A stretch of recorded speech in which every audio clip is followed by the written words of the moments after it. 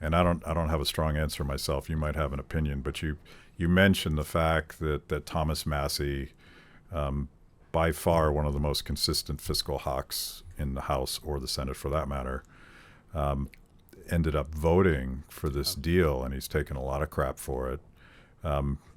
But his point was that I've tried almost everything. I actually led a coup against the Speaker of the House, and the guy that we replaced him with turned out to be worse in terms of managing the stuff. He's led shutdown efforts. He was the one guy that demanded that Congress come back to Washington, D.C. to vote on the CARES Act.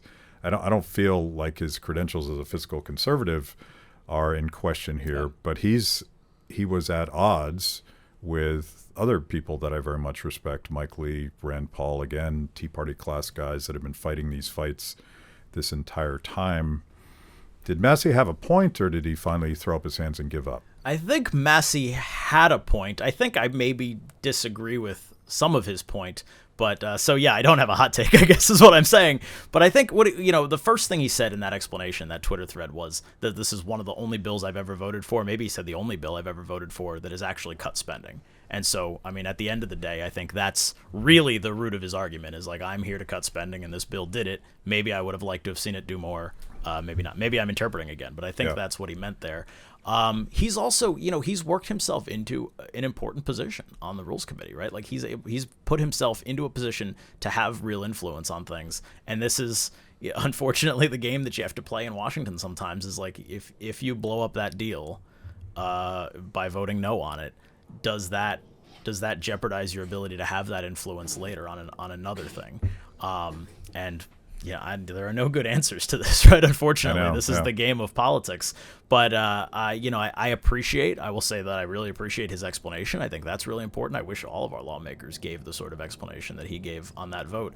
I don't think it was a good deal. But I also don't really have a great idea of what the alternative might have been at that point, at the point that it had been negotiated by Biden and McCarthy.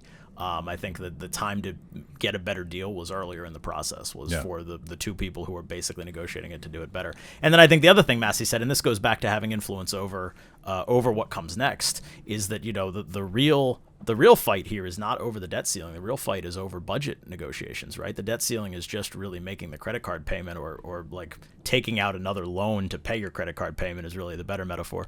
But it's really that. It has nothing to do with how much you're actually spending. And so what we really need is Republicans in particular, but all members of all parties to say that, well, we're spending too much.